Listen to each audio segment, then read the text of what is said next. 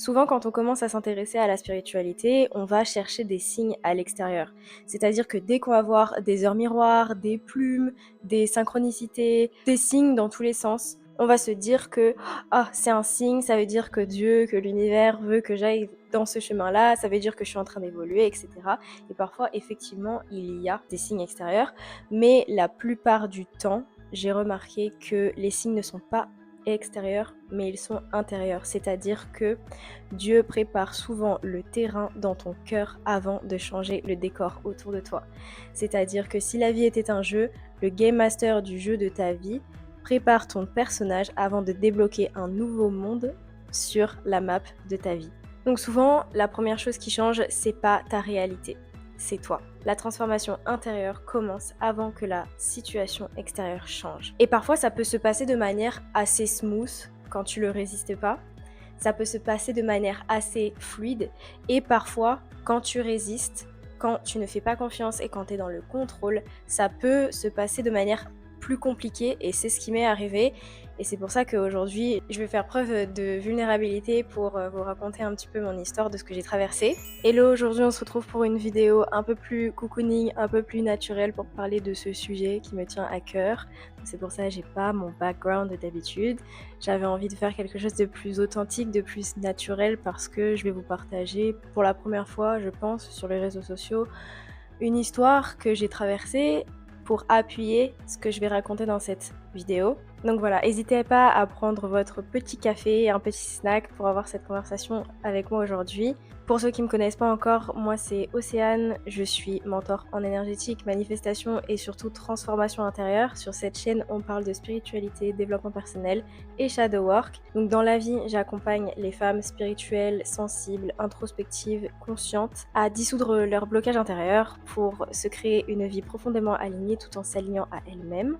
Je suis aussi cartomancienne, c'est-à-dire que je tire les cartes pour essayer de comprendre là où tu en es actuellement. Si ce contenu t'intéresse, n'hésite pas à liker la vidéo, à t'abonner et à activer les notifications pour ne rien louper. Et si tu souhaites travailler avec moi plus en profondeur pour un tirage de cartes personnalisé ou un accompagnement privé, le lien est dans la description. Je ne m'identifie à aucune religion, donc si aujourd'hui je prends des passages de la Bible pour appuyer mes propos, je ne suis pas chrétienne, mais je trouve que c'est quand même un manuel d'instruction très très important qui contient les codes de la vie finalement.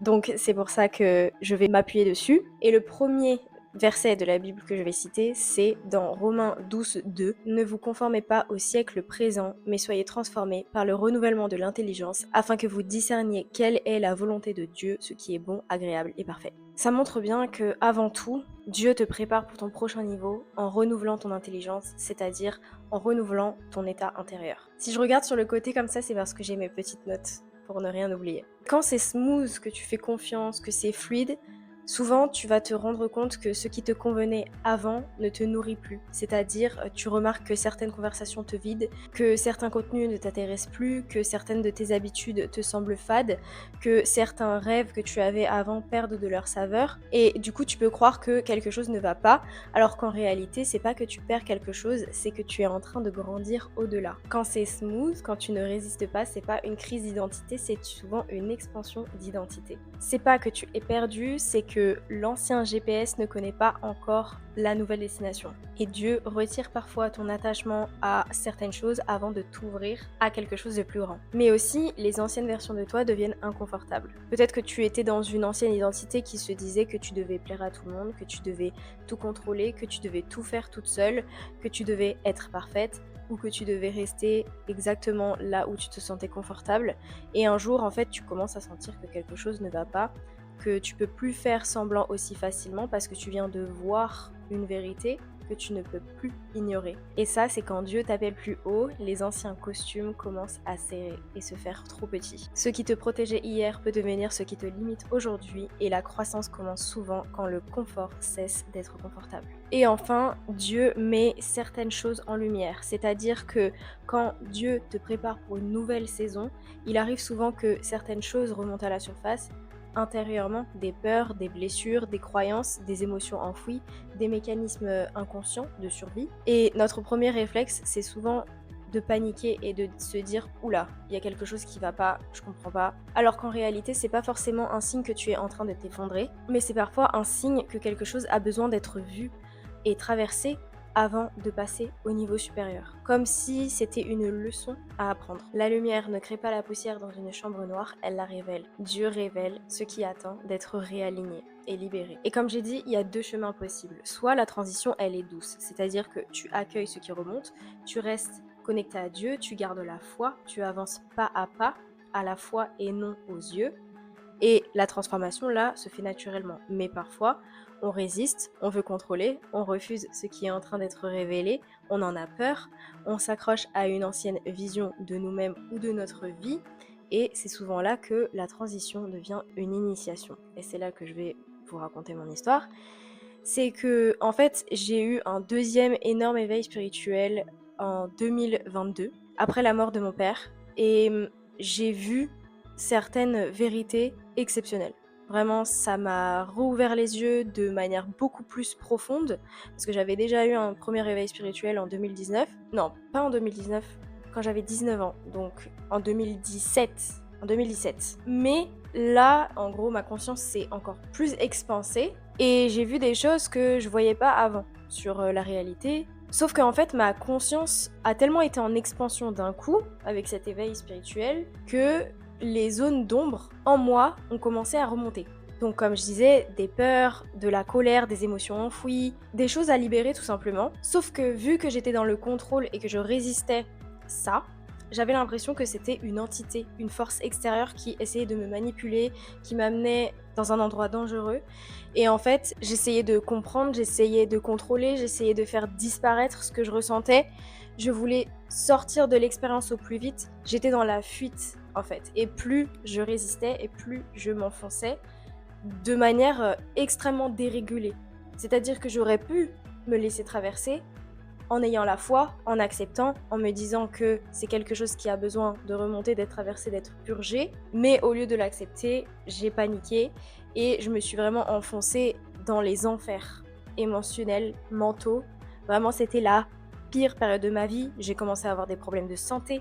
J'avais des pensées vraiment paranoïaques. Je pense que à ce moment-là, si on m'avait fait un diagnostic, je serais partie en hôpital psychiatrique. Sans blague. Mais avec le temps et avec ce que je savais déjà sur comment se réguler, etc., retrouver une sécurité intérieure, j'ai pu m'en sortir. J'ai encore des séquelles, j'ai encore des problèmes de santé et je pense que c'est lié à des émotions enfouies ou des vérités enfouies que je fais remonter petit à petit pour m'en libérer, pour m'en purger et pour les transmuter. Mais pour revenir à cette période, je me suis retrouvée dans des enfers émotionnels et mentaux.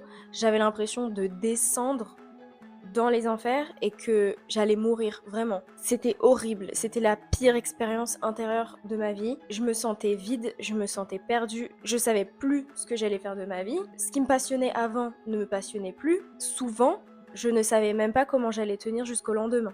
Je n'osais même pas planifier le lendemain parce que je me disais, ça se trouve demain je suis plus là. Pour vous dire à quel point c'était violent. Et ça, c'était pourquoi? Parce que j'ai résisté. Avec le recul, je pense pas que Dieu essayait de me détruire.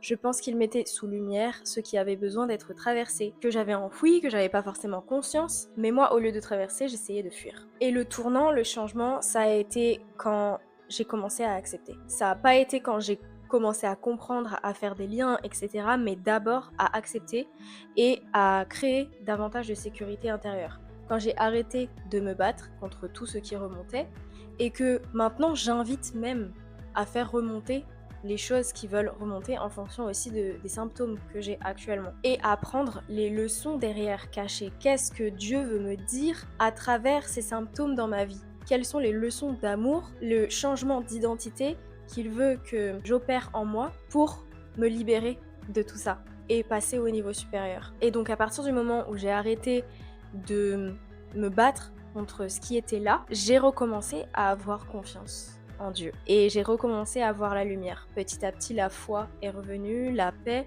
est revenue, la direction est revenue, j'ai commencé à avoir beaucoup plus de clarté sur ce que je voulais faire du coup dans ma vie, et le sens est revenu. Et à partir de là, tout a commencé à se réaligner. Donc parfois, cette préparation, elle ressemble à une destruction, et c'est pas agréable. C'est ce qu'on peut appeler la nuit noire de l'âme dans la spiritualité, dans le New Age. C'est une période où tout semble confus, où tu te sens perdu, où tu comprends plus rien, où certaines certitudes s'effondrent, et tu peux croire que Dieu t'abandonne alors qu'en réalité, il travaille parfois le plus profondément dans les saisons où tu le comprends le moins. C'est-à-dire que tout est composé de saisons. Dans l'année, il y a le printemps, l'été, l'automne et l'hiver. Et souvent, la période de transformation la plus intense, ça se passe en hiver. Et c'est quand les feuilles des arbres tombent, de l'extérieur, t'as l'impression que tout est en train de s'effondrer, mais à l'intérieur, profondément, les racines poussent plus profondément en hiver. Donc, fais un peu le lien entre la nature et toi.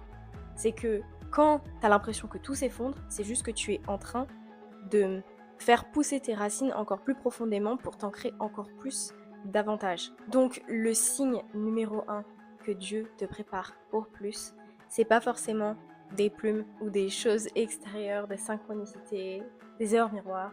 Non, ça ressemble à une transformation intérieure. C'est quand tu traverses ton hiver intérieur, où naturellement, tu vas ensuite être moins attiré par certaines choses, tu vas te sentir appelé par d'autres choses, beaucoup plus, ta vision va changer, tes priorités vont changer, tes désirs vont changer, ta relation à Dieu va changer, ta spiritualité va changer, et tu sens que tu deviens une nouvelle version de toi-même, différente, plus évoluée, plus expansée, avec une conscience plus vaste, plus aimante et plus dans la vérité, plus consciente. Et c'est ça que beaucoup de gens loupent quand ils commencent à s'intéresser à la spiritualité, c'est que le plus grand signe que Dieu te prépare pour plus, ce n'est pas toujours ce qui arrive dans ta vie, c'est souvent ce qu'il est en train de transformer à l'intérieur de toi. Donc si tu traverses une période étrange, ne te demande pas uniquement comment faire disparaître ça, demande-toi aussi qu'est-ce que Dieu essaye de m'apprendre à travers elle. Donc ressens ce qui remonte. Ne combats pas systématiquement ce qui remonte.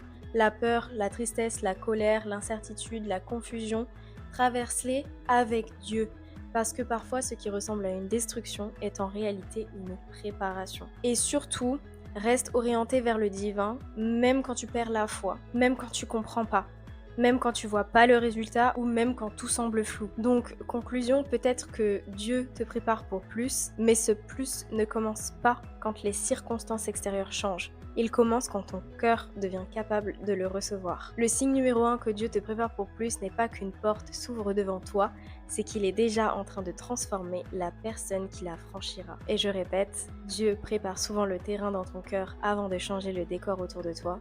Et le Game Master du jeu de ta vie prépare ton personnage avant de débloquer un nouveau monde de la map de ta vie et un nouveau niveau dans ton évolution personnelle. Mets un like sur la vidéo si ça t'a parlé, n'hésite pas à me partager ton expérience aussi. Je rappelle que tu peux commander ton tirage personnalisé et postuler pour un accompagnement privé de coaching dans le lien dans la description, et sinon n'hésite pas à t'abonner, à activer les notifications pour ne rien louper, et je te dis à bientôt dans la prochaine vidéo.